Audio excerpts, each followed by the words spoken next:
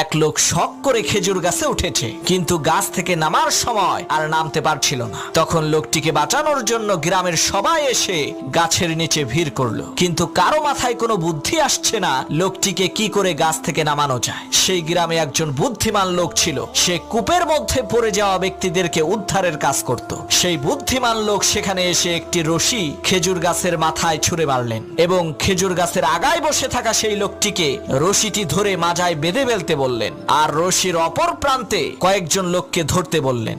বুদ্ধিমান লোকটির কথা মতো তারা রশিটিকে ধরলেন। হঠাৎ করে সেই বুদ্ধিমান লোক বলল, এখন টান মারো। লোকেরা রশি ধরে টান দিল, সাথে সাথে সেই খেজুর গাছে থাকা লোকটি মাটিতে পড়ে মারা গেল। তখন গ্রামের লোকেরা বলল, আপনি এটা কেমন কাজ করলেন, লোকটা মরে গেল। তখন সেই বুদ্ধিমান লোক বলল, ভাই, এটা লোকটার কিসমতের দোষ, আমার কোনো দোষ নাই। এই একই টেকনিক খাটাইয়া অনেক মানুষকে আমি কুয়া থেকে বের করেছি।